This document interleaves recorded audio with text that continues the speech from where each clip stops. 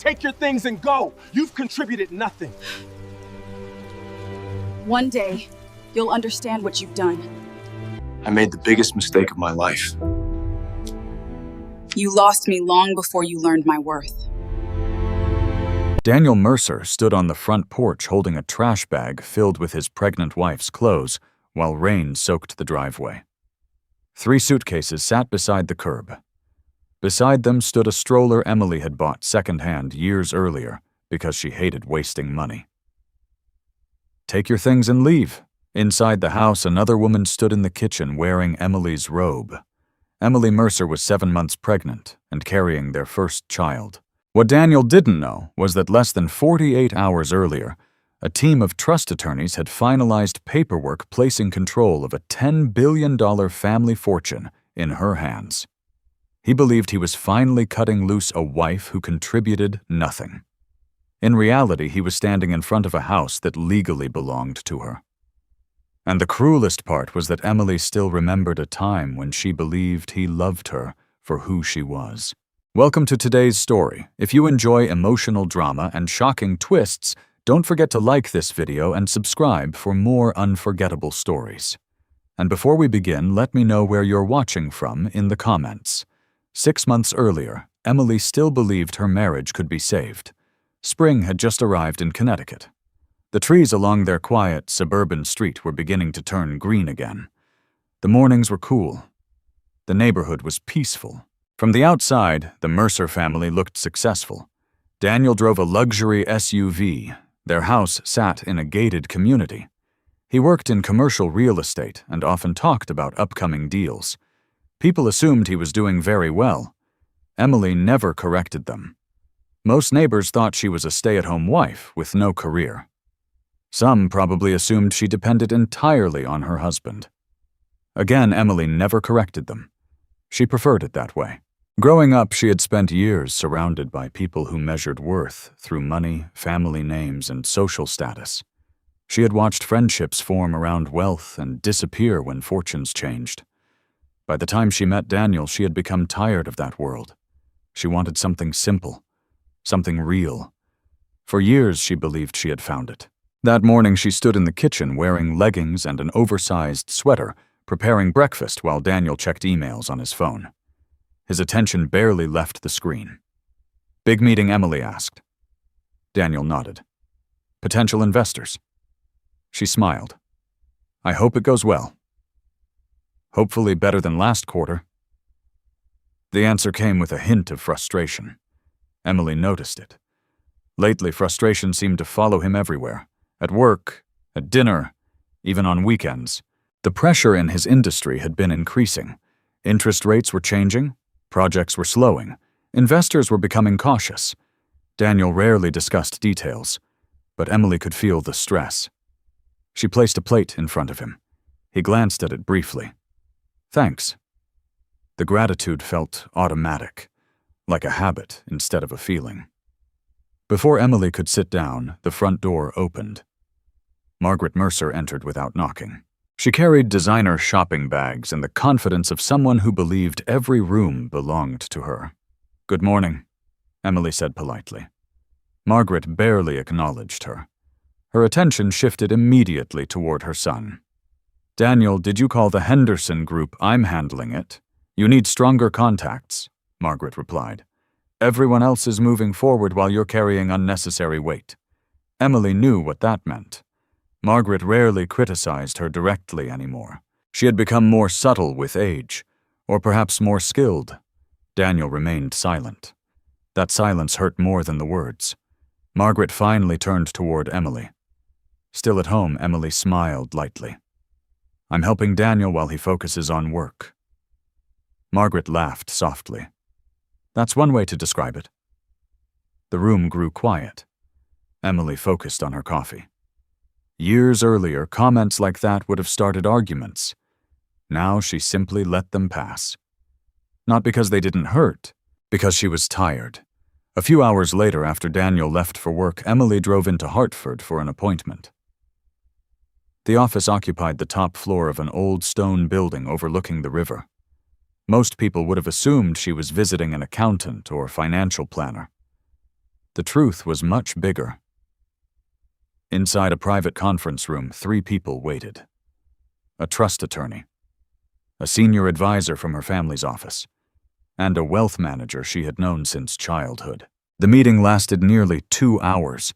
Documents covered the table, asset reports, trust structures, governance paperwork, generations of family wealth carefully organized across dozens of entities. Emily listened quietly.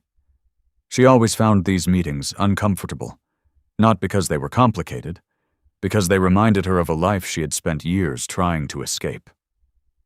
When the meeting ended, her attorney closed a folder. "We're entering the final phase." Emily looked up. "What does that mean exactly? The transition should be completed before the baby arrives." She nodded slowly. Her grandfather's estate had been tied up in legal administration for months after his death. Now the process was nearly finished.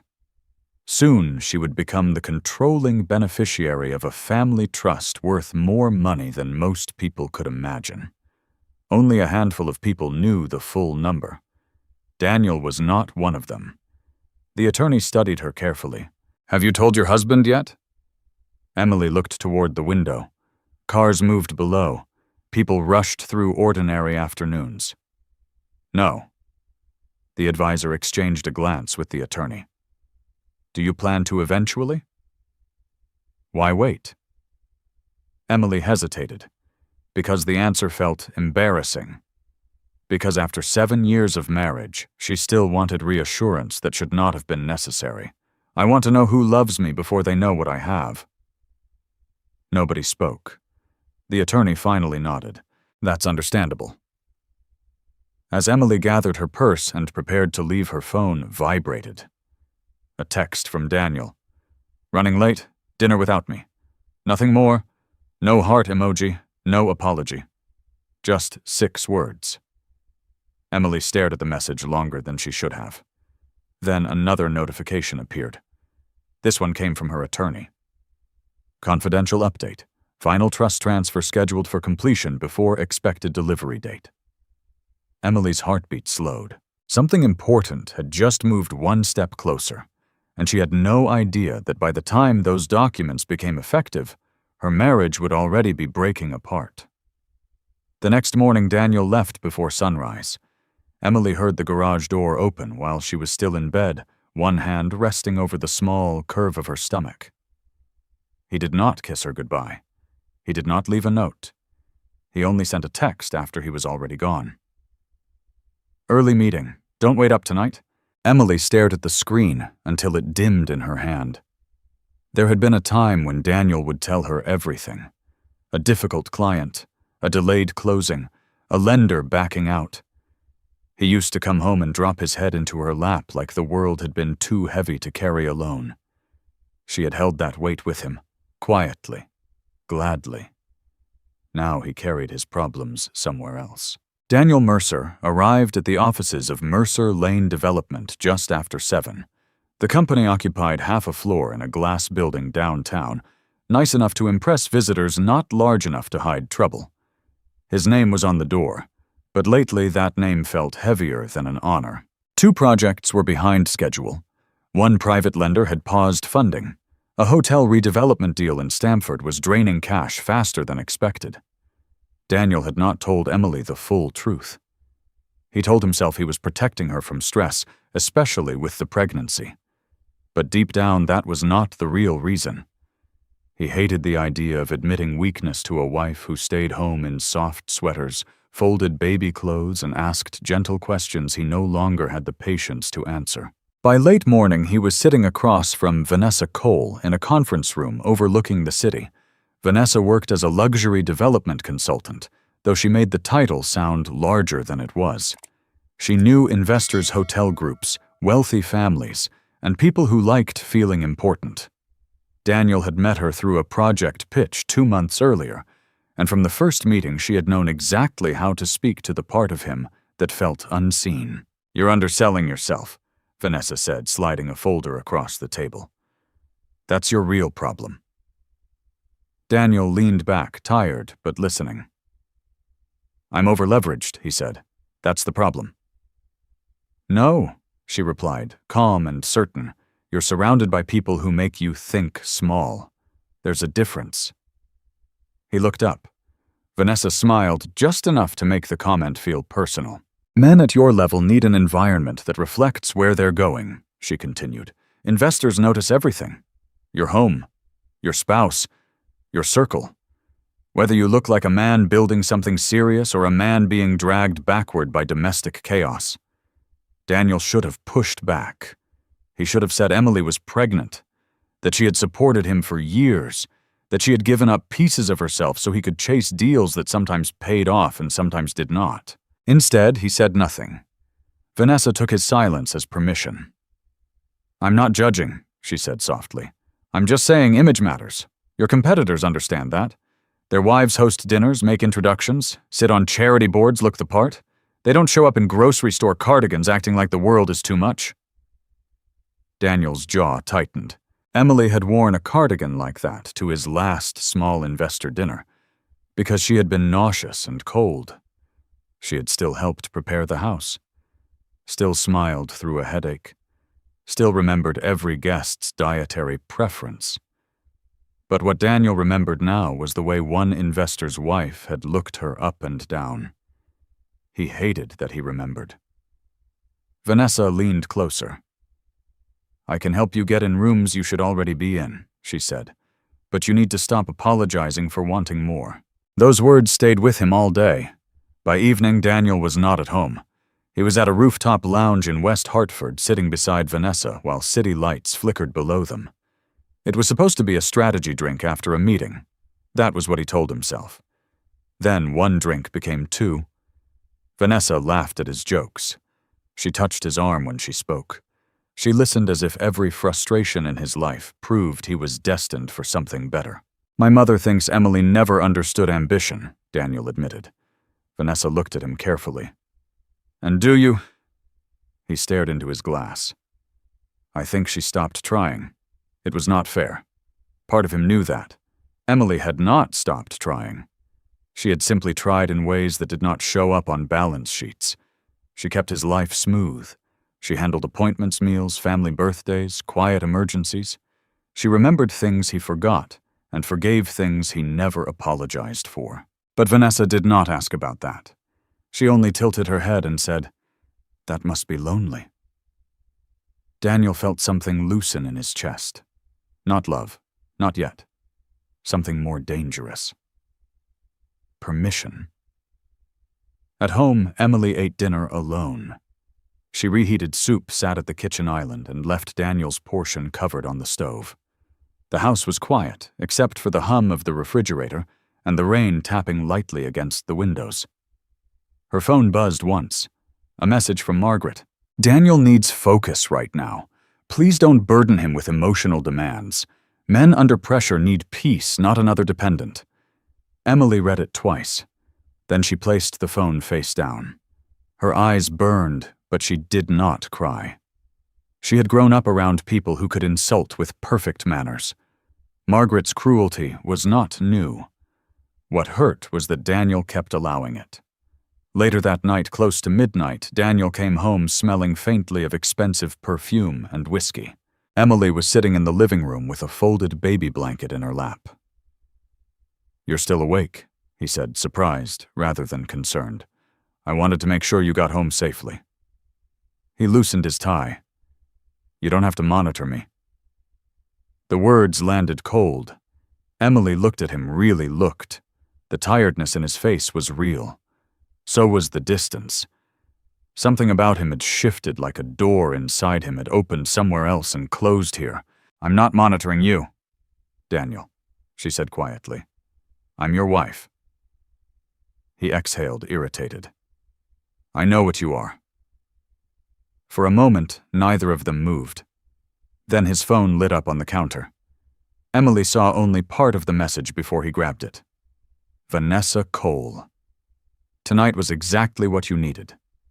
Next time, let me take you somewhere people actually understand your future. Daniel turned the screen down too quickly. Emily said nothing. But for the first time, the silence in the house did not feel like patience. It felt like warning. Emily did not mention the message. The next morning, she acted as if she had never seen Vanessa's name on Daniel's phone. She made coffee. She packed a small lunch for him. She asked whether he wanted the navy tie or the gray one for an investor presentation. Daniel answered without looking up. His distance had become routine. That somehow made it worse. People expected betrayal to arrive like a storm, loud, obvious, impossible to miss. But most marriages did not break that way. Sometimes they unraveled one unanswered question at a time. 3 weeks passed. Daniel spent more evenings away from home. Business dinners, networking events, last-minute meetings. The explanations sounded reasonable. The problem was that they sounded exactly the same every time. Emily noticed other things too. A new passcode on his phone. Private calls taken outside. Bank notifications arriving at odd hours. Credit card charges from restaurants Daniel claimed he had never visited. None of it proved anything. Together, it painted a picture she did not want to see. One afternoon, she sat in her obstetrician's office waiting for a routine appointment. The baby was healthy, growing normally. The doctor advised more rest and less stress. Emily almost laughed. Less stress felt impossible lately. After the appointment, she walked slowly toward the parking garage. Her phone rang.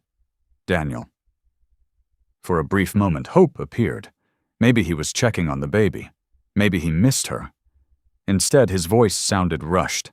"I need you to move some money from savings." Emily frowned. For what temporary cash flow issue? Business, just do it, Emily. The irritation arrived instantly.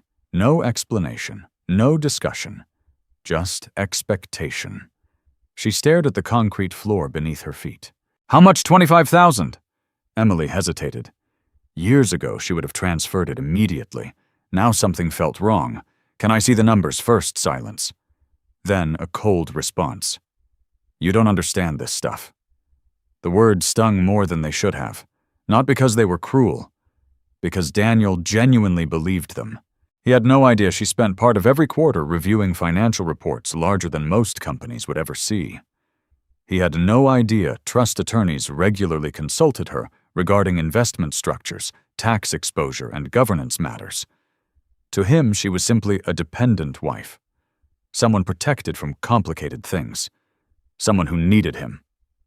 "Forget it," Daniel said. "I'll handle it." The call ended. Emily stood alone in the parking garage, listening to the empty silence. For the first time, she wondered whether Daniel actually wanted a partner anymore, or whether he simply wanted obedience. A week later, she got her answer. A charity fundraiser for a children's hospital brought together local business leaders, investors, and community organizations. Daniel insisted they attend. "Good networking opportunity," he said.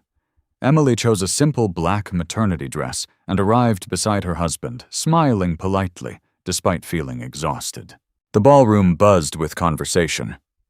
Within minutes, Daniel disappeared into a crowd of investors.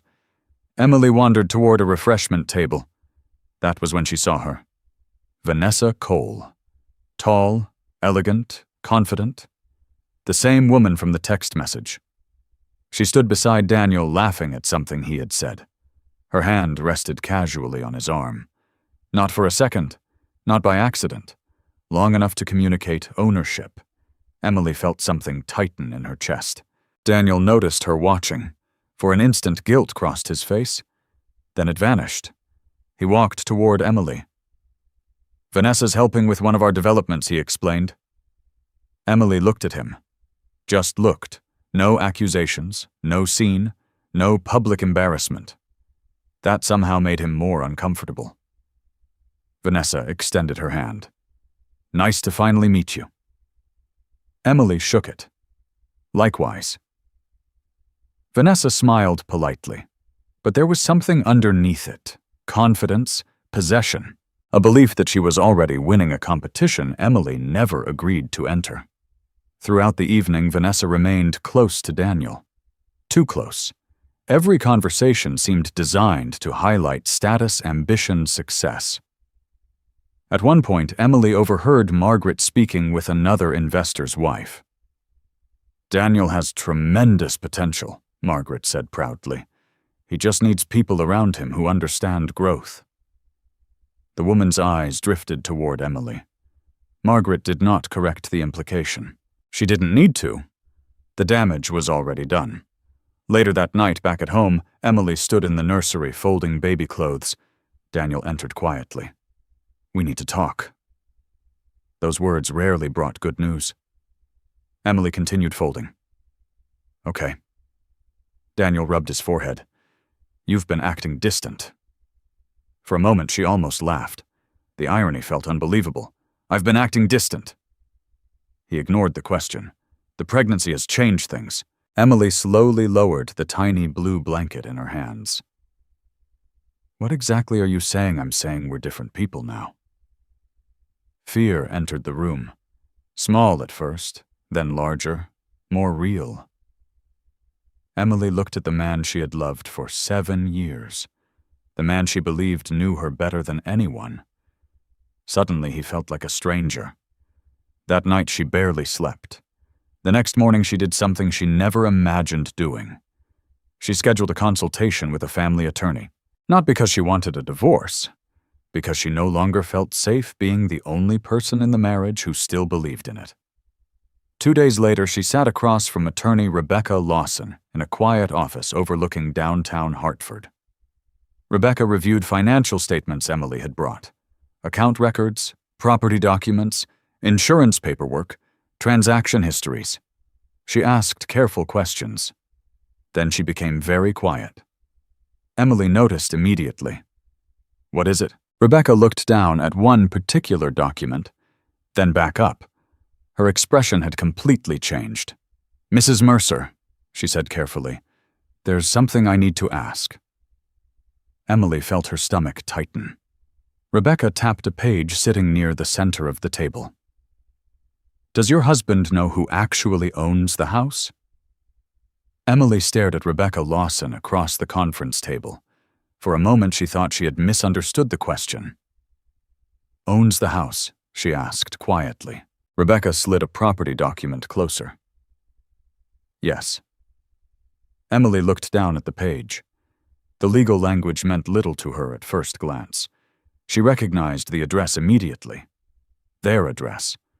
The house where she and Daniel had spent 7 years building a life together. The nursery where she had just folded tiny baby blankets. The kitchen where she had cooked dinners that often went cold while waiting for him to come home. Rebecca tapped a section near the bottom. "This property isn't titled in your husband's name." Emily frowned. "What do you mean, legally the property is held through a trust structure?" Emily leaned forward. The attorney continued. "The trust appears to have been established by your grandfather years ago. The beneficial ownership transferred to you under a protected arrangement. Based on these documents, the property was never marital property, in the traditional sense." The room felt strangely quiet. Emily remembered signing stacks of paperwork after her grandfather's death. Most of it had been handled through attorneys and advisors. She had trusted the process, trusted the people involved. She had never imagined it would matter someday. "Daniel thinks he owns the house," she said. Rebecca's expression softened. "That may be what he believes." Emily looked back at the document. The realization felt surreal. Not because of the money, because she suddenly understood how little attention she had paid to things she assumed would never become important between husband and wife. Trust, ownership, protection. Those things felt unnecessary when love existed. Now she wasn't so sure. Over the following week, Rebecca reviewed additional records. The deeper they looked, the more concerning things became. Daniel had moved several accounts. He had separated business funds from personal accounts without discussion. Some household expenses were being redirected. Nothing illegal, not yet, but enough to suggest preparation for something bigger. When Emily returned home that evening, Daniel was sitting in the living room reviewing spreadsheets on his laptop. The television played silently in the background. For a moment, she simply watched him, the familiar slope of his shoulders, the concentration on his face, the man she once knew so completely. Long day, she asked. Every day is a long day lately. She sat carefully on the opposite side of the couch. You seem stressed. Daniel laughed humorlessly. You think she waited? Eventually, he closed the laptop. The market is a mess. Financing costs are rising. Investors are nervous. Everybody wants guarantees. You'll figure it out. That's easy to say. The answer landed harder than he intended. Emily felt it immediately. So did he. But instead of apologizing, Daniel continued. You don't understand what it's like. There it was again. The assumption. The certainty that she lived in some sheltered world untouched by responsibility. Emily could have corrected him. She could have explained the quarterly meetings with attorneys, the trust reports, the investment reviews, the enormous decisions quietly happening in the background. Instead, she remained silent. Daniel interpreted her silence as proof. Proof that she had nothing meaningful to contribute. Later that night, his phone rang. Vanessa. Emily saw the name. Daniel stepped outside to answer. The conversation lasted nearly 30 minutes. When he returned, his mood had changed completely. He seemed energized, focused, alive. The contrast hurt more than the secrecy, because it meant somebody else was giving him something he no longer accepted from her. The next Saturday, Margaret invited them to lunch at a country club. Emily considered declining. Instead, she went. She still hoped things could improve. The lunch began politely enough. Then Margaret started asking questions. How's the nursery almost finished? Emily replied. And after the baby, Emily smiled.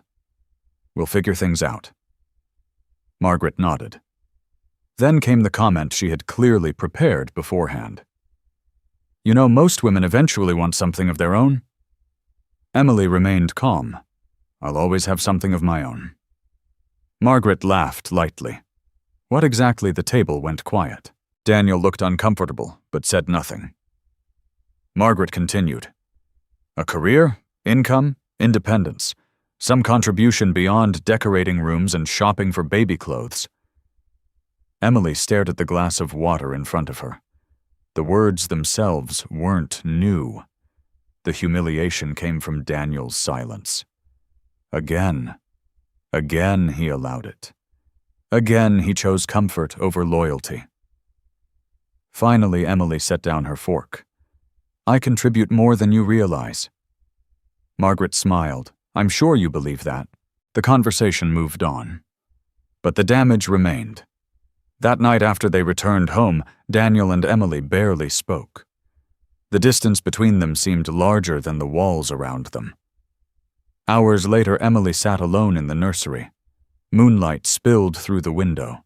Her hand rested against her stomach. The baby kicked gently. A small reminder that some things still mattered. Her phone buzzed. An encrypted message from the family office. The subject line immediately caught her attention. Urgent trust transition update. Emily opened it. Attached was a valuation summary prepared by attorneys overseeing the final transfer. She scanned the first page, then stopped breathing. The estimated value listed at the bottom exceeded every number she had previously been shown. Far exceeded it. A follow-up meeting had been scheduled immediately. Final beneficiary authorization required. Transfer completion pending. Emily stared at the screen for a long moment.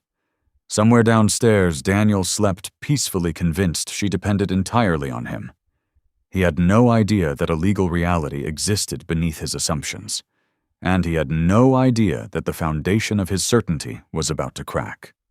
Emily did not tell Daniel about the trust valuation. She did not mention the attorneys. She did not mention the ownership documents. She did not mention the fact that a team of financial advisors now called her several times a week regarding decisions that would affect assets spread across multiple states. Instead, she continued living exactly as she always had. She attended doctor's appointments. She prepared the nursery. She cooked dinner when she felt well enough. And every day Daniel became a little more distant. By late autumn, her pregnancy had entered its final trimester. The doctor ordered reduced activity after a brief scare involving elevated blood pressure. Nothing critical, but enough to require caution. Emily followed instructions carefully. Daniel barely noticed. When she returned home from one appointment, she found Margaret sitting at the kitchen island drinking coffee. Daniel wasn't home. Margaret looked around the room as if inspecting property. "You've gained more weight than I expected." Emily set her purse down slowly. "I'm pregnant." Margaret shrugged. That's not an excuse for everything. Normally, Emily would have ignored the comment. Today she was tired. Exhausted, actually. "Did you come here for a reason?" Margaret smiled. "I came to check on my future grandchild." The answer sounded reasonable. The expression behind it did not. A few minutes later, Margaret revealed the real purpose of the visit. "You know Daniel deserves support right now." Emily looked up. "I do support him?" "No," Margaret said. "You comfort him. That's different." The older woman leaned forward. "Support means helping him grow, helping him move upward." Emily already knew where the conversation was going. Margaret continued anyway. "Sometimes love means recognizing when you're no longer the right partner." The words landed softly.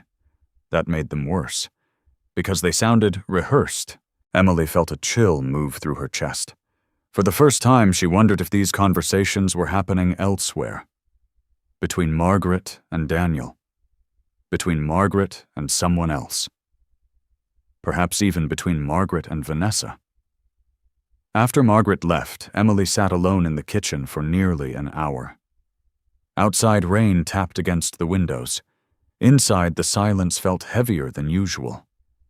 Her phone vibrated. A message from Daniel. Working late. Again. Nothing more. No question about the baby. No question about her appointment.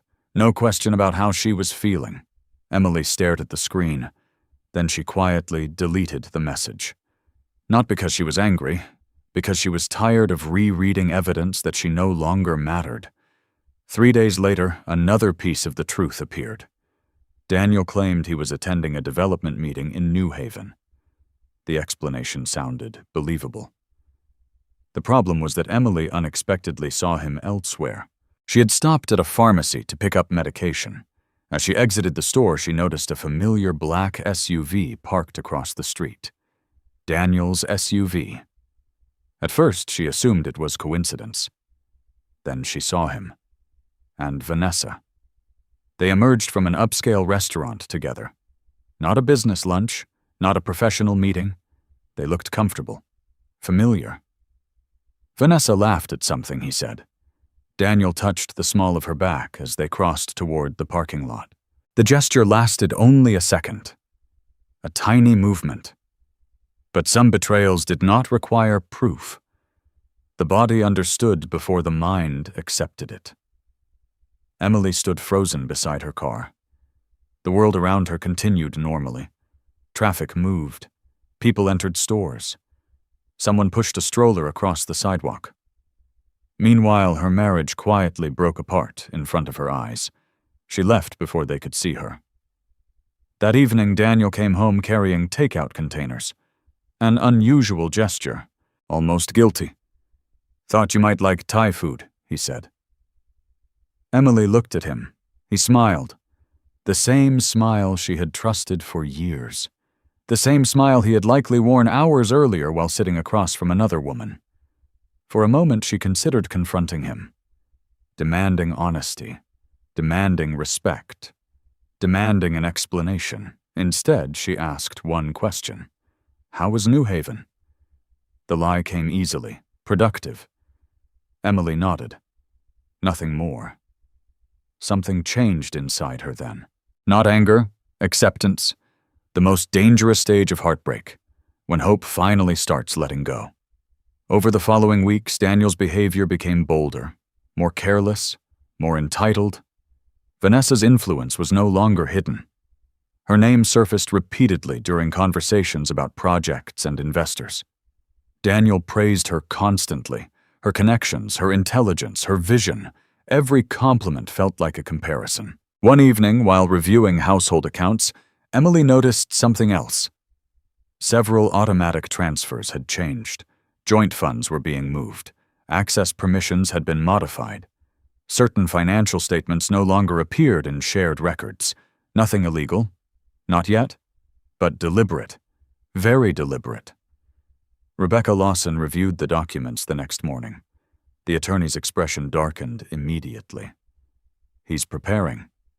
Emily already knew. For divorce, Rebecca paused. Possibly. At minimum, he's positioning himself for separation. The words hurt. Even after everything.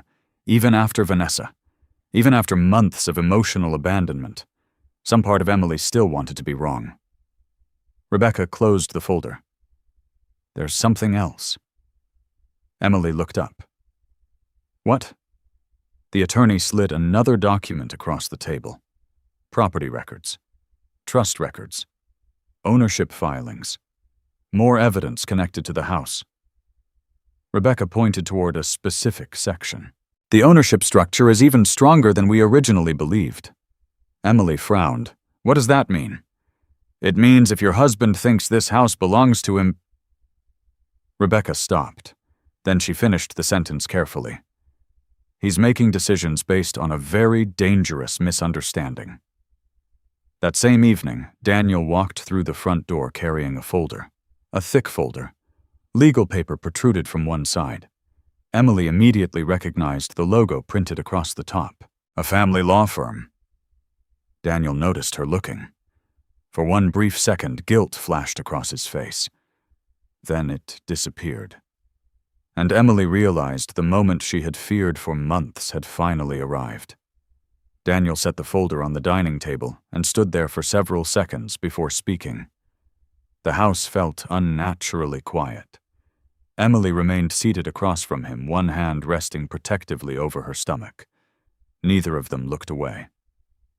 Finally, Daniel pulled out a stack of papers. We need to discuss our future. The sentence sounded practiced, rehearsed, like something he had repeated in front of a mirror before walking through the front door. Emily already knew what was coming. Still hearing it hurt. I think separation is the best option, Daniel said. There it was. The word neither of them had spoken aloud until now. Separation. Not counseling. Not rebuilding. Not trying. Ending. Emily felt her chest tighten, but her voice remained calm. Is this about Vanessa? A flicker crossed Daniel's face, gone almost instantly. This isn't about another person. The lie arrived too quickly. Emily noticed, so did he, but neither acknowledged it. Daniel pushed the papers toward her. I'm trying to handle this fairly. Emily glanced down. Temporary separation terms, financial disclosures, property expectations, recommendations from a family law firm. She continued reading. Then she stopped.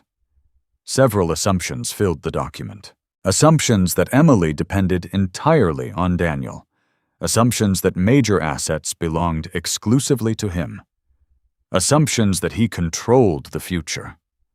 Rebecca had been right. Daniel wasn't merely preparing. He had already constructed an entire narrative, one where Emily had no leverage, no resources, no options. You've thought about this for a while, Emily said quietly. Daniel looked away. That doesn't matter. It matters to me. For a moment, guilt appeared in his expression. Then the familiar defensiveness returned. I've carried everything for years, Emily. The words hit harder than the divorce papers. Everything. As if she had contributed nothing. As if her support had no value because it never appeared on a paycheck. As if pregnancy sacrifice, loyalty, and emotional labor somehow counted less. You believe that? She asked, softly. Daniel sighed. You don't understand the pressure I'm under. Again, the same sentence, the same excuse, the same blind spot. Emily folded the papers carefully. Not angrily, not dramatically, just carefully. That seemed to frustrate him, more than tears would have. Say something, Daniel demanded. She looked at him. I don't recognize you anymore. Silence settled between them, heavy, final.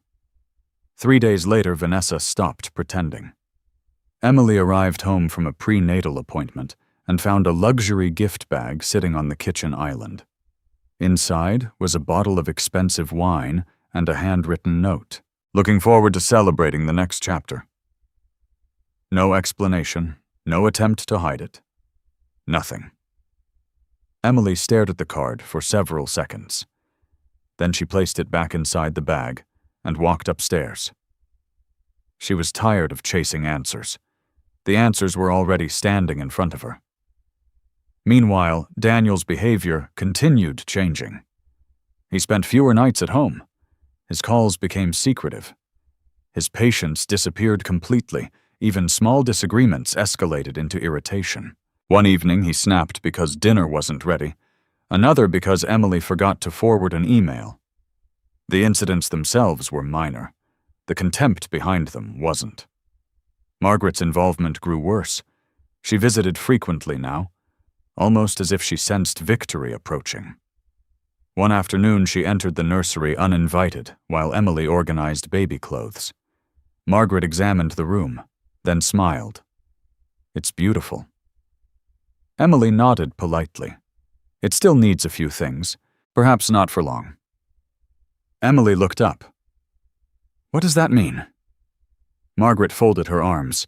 "Daniel deserves a fresh start. Everyone can see that except you." The cruelty felt deliberate, calculated. Emily slowly placed a folded blanket inside a drawer. "You seem very invested in ending my marriage." Margaret didn't even deny it, "because I love my son." "No," Emily replied quietly, "because you love who you want him to become." The older woman said nothing, but her expression hardened. For the first time, Emily had pushed back, not loudly, not emotionally, just truthfully, and Margaret hated it. The following week brought another development. Rebecca requested an urgent meeting. Emily arrived expecting more paperwork. Instead, she found 2 additional attorneys sitting beside Rebecca. Property specialists, trust specialists, experts. The sight immediately raised concern. Rebecca opened a file. "We found additional records." Emily listened carefully. "Your grandfather didn't only protect the trust." A document slid across the table. "The house was transferred through a protected structure years before your marriage." Emily studied the paperwork. Meaning nobody can simply decide what happens to this property. Rebecca paused, then continued carefully. "Especially someone who doesn't actually own it." The room grew quiet. One attorney opened another file. Inside were recent financial inquiries connected to Daniel, loan requests, asset representations, property-related references, nothing criminal, but enough to alarm experienced lawyers. Emily's stomach tightened. He used the house possibly as part of discussions regarding future financing. Rebecca's expression darkened. "And that creates problems." A long silence followed. For the first time, Emily fully understood the scale of Daniel's misunderstanding. He wasn't just underestimating her. He was making major life decisions based on facts that weren't true, and he still had absolutely no idea. As the meeting ended, Rebecca handed over one final envelope. "What's this updated trust valuation?" Emily opened it. Her eyes moved across the page, then stopped. The final transfer was complete. The beneficiary listed at the top was her. The value beneath it exceeded $10 billion. Officially, legally, irrevocably. Emily stared at the number, while a strange calm settled over her. Outside the conference room, her phone vibrated. A text message from Daniel. "We need to talk tonight. Big changes are coming." Emily looked at the message, then at the valuation report in her hands. For the first time, she suspected those changes were about to be far bigger than Daniel could possibly imagine. Daniel waited until after dinner. Not because he wanted to spare Emily, because he wanted control of the conversation. The folder remained on the kitchen counter the entire evening, like a warning neither of them acknowledged. When the dishes were finished and the house had settled into silence, he finally carried the paperwork into the living room. Emily already knew what was inside. She sat calmly across from him. That calmness unsettled him. He had expected tears, questions, anger. Instead, she simply waited. Daniel cleared his throat. I spoke with an attorney. I know. His eyes narrowed slightly. You know, the law firm's logo wasn't exactly hidden. For a moment, he seemed irritated that she wasn't reacting the way he expected. I think divorce is the right path. There it was. Not separation, not counseling. Divorce. The final word. Emily lowered her eyes briefly, not because she was surprised, because hearing it still hurt. 7 years of marriage reduced to a sentence. Their child had not even been born yet. What changed? She asked quietly. Daniel looked away. Neither of them mentioned Vanessa. Neither needed to. I don't think we're compatible anymore. The explanation sounded clean, respectable. The kind people repeated when they wanted to avoid uncomfortable truths. Emily nodded slowly. If that's what you believe. Daniel pushed the documents toward her. I've already had preliminary terms prepared. Emily opened the folder. Property division, financial recommendations, living arrangements, future support calculations. Every page carried the same assumption, that Daniel possessed the resources, and Emily depended on them. The imbalance was so complete it almost felt surreal. Your attorney drafted this based on information you provided, yes. Emily continued reading. The proposed settlement treated her like someone with no meaningful assets, no independent wealth, no leverage, no alternatives.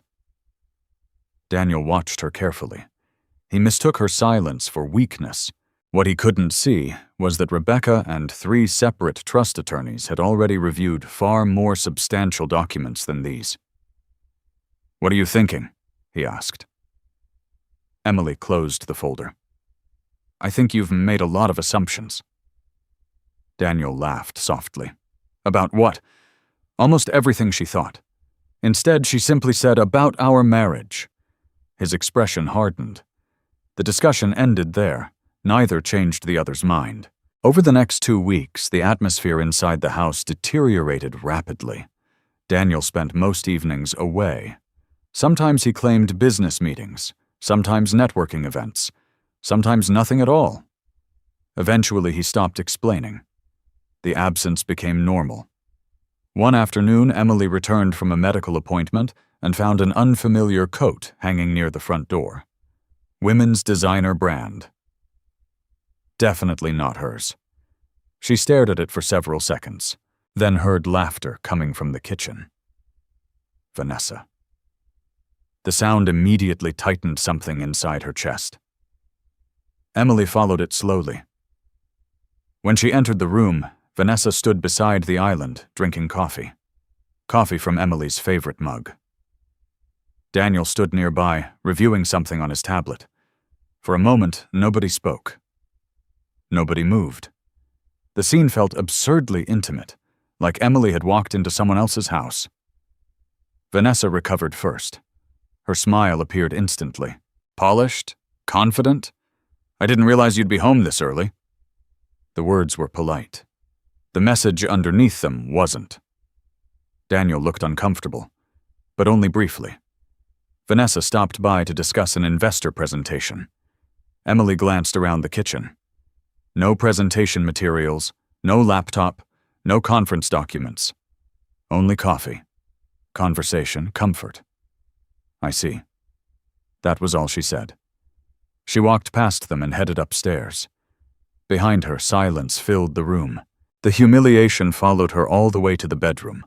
Not because Vanessa had been there, because Daniel had allowed it. Because he had chosen convenience over respect. Again. That night, Daniel didn't apologize. He acted as though nothing unusual had happened. The following weekend became worse. Margaret hosted a family gathering at her home. Emily attended because avoiding the event would only create additional conflict. Several relatives arrived, friends of the family, neighbors. people who had known Daniel for years. Vanessa appeared halfway through the afternoon. Nobody looked surprised. That was the most painful part. The introductions felt natural, expected, prepared. Margaret practically glowed while speaking to her. Vanessa has been incredibly helpful to Daniel lately. Emily stood only a few feet away, invisible. One relative smiled toward Vanessa. "You make a great team." Margaret didn't correct him. Neither did Daniel. The implication remained hanging in the air. Emily felt dozens of eyes shift toward her. Pity, curiosity, judgment. The humiliation wasn't dramatic. Nobody shouted. Nobody insulted her directly. Real humiliation rarely worked that way. Sometimes it arrived through silence, through omission, through being quietly replaced while everyone pretended not to notice. Later that evening, Emily left early. The drive home felt longer than usual. Her phone rang halfway there. Rebecca Lawson. Emily answered immediately. "Is everything okay?" "Actually, yes." The attorney sounded unusually serious. "We completed another review of the property records." Emily pulled into a parking lot and listened carefully. "And there's absolutely no ambiguity." A pause followed. Then Rebecca continued. "The ownership structure is airtight. The house belongs to the trust. Daniel has no ownership interest whatsoever." Emily closed her eyes briefly. Not because she cared about winning, because she finally understood how vulnerable Daniel's assumptions truly were. "He still believes the house is his," Emily said. "I know, and he may try acting on that belief." Another pause. Longer this time. "That's exactly what concerns us." When Emily returned home later that night, the house was dark. Daniel wasn't there. A text message waited on her phone. "Staying elsewhere tonight? Need space? No explanation, no apology. Nothing." Emily looked around the empty house. The nursery upstairs, the baby clothes, the framed wedding photo still hanging near the staircase, a marriage slowly disappearing. Her phone vibrated again. This time the message came from Rebecca. Attached was a newly filed legal notice. Emily opened the document. Her heart sank. Across the top sat the name of Daniel's attorney, and beneath it was a formal request seeking exclusive possession of the marital residence during divorce proceedings. Emily read the legal notice 3 times before setting her phone down. Exclusive possession of the marital residence. The request itself was not unusual in a divorce. The assumption behind it was, Daniel genuinely believed the house belonged to him. He was asking a court to remove Emily from a property he had never actually owned. The irony would have been almost funny if it had not hurt so much. The next morning, Rebecca called before 8. "Do not respond emotionally," she advised. "I wasn't planning to. I know. That's why I'm telling you to keep doing exactly what you're doing." Emily stood in the nursery while sunlight spilled across the crib. "What happens now? We document everything. Every communication, every financial move, every request." Emily nodded. For months she had felt powerless. Now she understood something important. Power and control were not the same thing. Daniel had been exercising control. The actual power sat quietly inside legal documents he had never bothered to read. Over the following weeks, the divorce accelerated. Formal filings appeared. Financial disclosures were exchanged. Attorneys became involved in nearly every conversation. Daniel moved into a luxury apartment downtown. Officially, he claimed he needed space during the proceedings. Unofficially, Emily suspected Vanessa had become part of the reason. She stopped trying to confirm it. The truth no longer required proof. One afternoon, Rebecca requested another meeting. This time, several unfamiliar people joined them. A forensic accountant, a trust administrator, 2 representatives from the family office. The atmosphere immediately felt different, more serious, more strategic. The accountant opened a folder. "We've identified several concerns." Emily listened quietly. Your husband appears to have represented certain assets as available collateral during financing discussions. Rebecca slid additional documents across the table. Nothing finalized, no fraud, but several statements create significant exposure if challenged.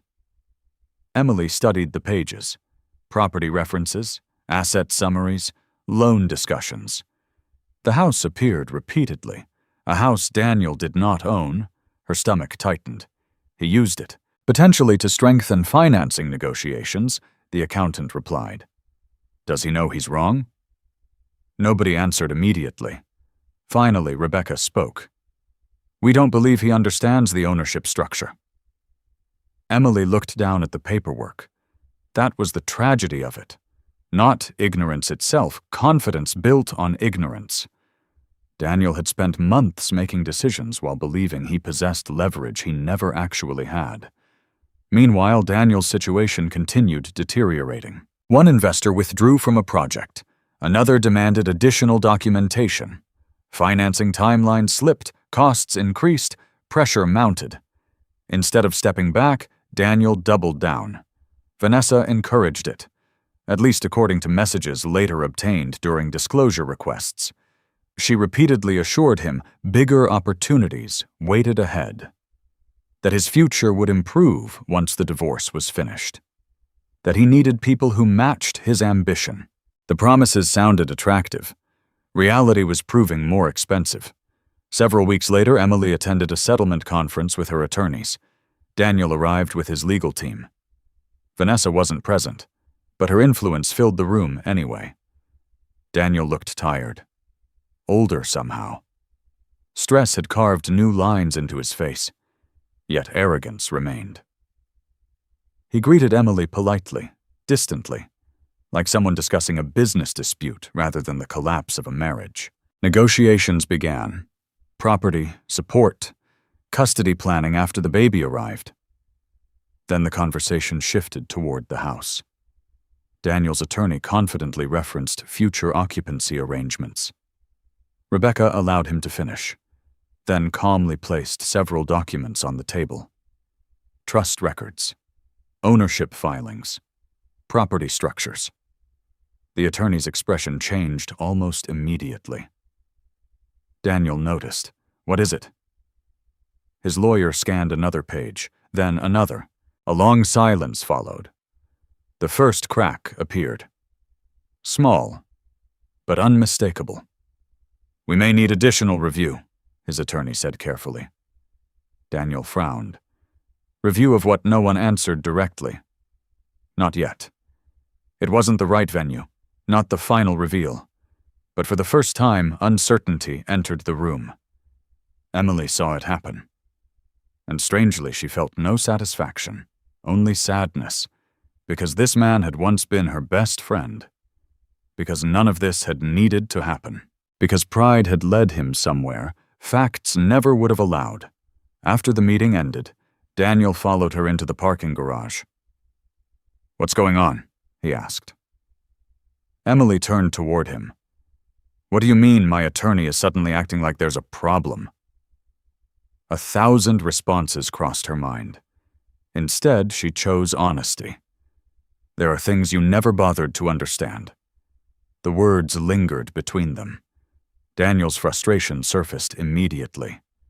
You always do this. Do what? Act like you're hiding something. Emily almost laughed. Not because it was funny, because it was astonishing. For months he had hidden another woman, prepared divorce filings, moved money, made assumptions about her life. And now he accused her of secrecy. She simply shook her head, then walked away. That evening she returned home and found a courier envelope waiting at the front door. Marked confidential. Family office priority. Inside sat a formal notice from the Trust Administration Board. Final certification complete. Beneficiary authority activated. Additional disclosure package enclosed. Emily opened the attached valuation report. Even after seeing it before, the number still felt unreal. More than $10 billion. Fully transferred, fully protected, fully hers.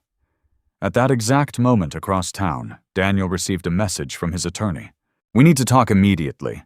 This situation is much larger than we initially believed." And for the first time since filing for divorce, Daniel felt a flicker of genuine concern.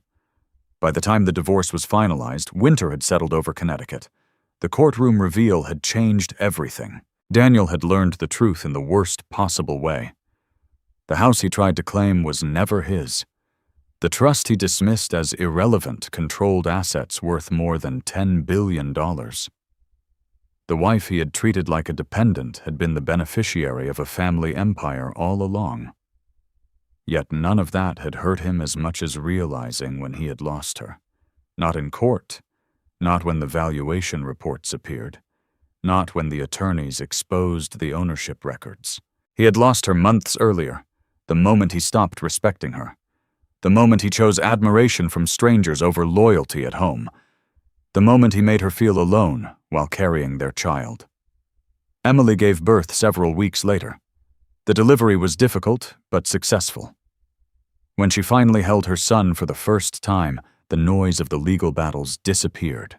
The property disputes, the financial disclosures, the headlines circulating through business circles after the net worth reveal. None of it mattered in that hospital room. Her son wrapped his tiny fingers around hers. For the first time in a very long while, Emily felt completely at peace. The house eventually became hers in practice as well as law, not because she had fought to punish Daniel, because she refused to abandon the life she had built there. The nursery remained. The family photographs stayed on the walls. The garden outside the kitchen window slowly came back to life in spring. It was still the same house, but now it felt safe again. Daniel received a fair settlement. Nothing vindictive, nothing excessive. Emily never used her wealth as a weapon. She followed every court order, honored every agreement, protected their son's relationship with his father. The court recognized that. So did the people who watched the case unfold. Vanessa's future looked very different. Several professional relationships disappeared after messages connected to the affair surfaced during discovery proceedings. Investors became cautious. Opportunities dried up. She was not destroyed. But she was no longer welcomed into the circles she once believed she had mastered. Margaret struggled with the outcome more than anyone. For years, she had judged people by income status, titles, and appearances. Now she lived with the uncomfortable reality that the person she considered least valuable had been the most accomplished, most secure, and often the most gracious person in the family. The irony never left her. Neither did the regret. One afternoon, nearly a year later, Daniel stood outside the house to drop off his son after a scheduled visit. The exchange was polite, civil, nothing more. Before leaving, he hesitated. "I was wrong about a lot of things." Emily nodded. She appreciated the honesty, but honesty arrived too late to rebuild trust. Daniel looked toward the house, then toward her. "You never told me." Emily understood what he meant. The money, the inheritance, the hidden identity he never saw. A small smile touched her face. "You never asked." For a moment, neither spoke. Then Daniel quietly left. Emily watched his car disappear down the street. There was no triumph in the moment. No revenge. Only closure. Later that evening, she sat on the back porch holding her son while the sun slipped below the trees. The trust still existed. The family empire still existed. The wealth remained larger than she would ever need. But she finally understood something important. The inheritance had not saved her. Money had not restored her dignity. The lawyers had not healed her heart. She had survived because she learned her worth before anyone else was willing to see it. And once she understood that nobody could take it away again, the people who underestimated her never truly knew who she was. The people who loved her only after learning what she owned never truly loved her at all. As the evening settled around the quiet house, Emily kissed her son's forehead and smiled towards the future. And if this story left you thinking about someone who was judged too quickly or valued too little, feel free to share your thoughts below. Sometimes the people worth the most are the ones nobody bothers to understand until it's far too late.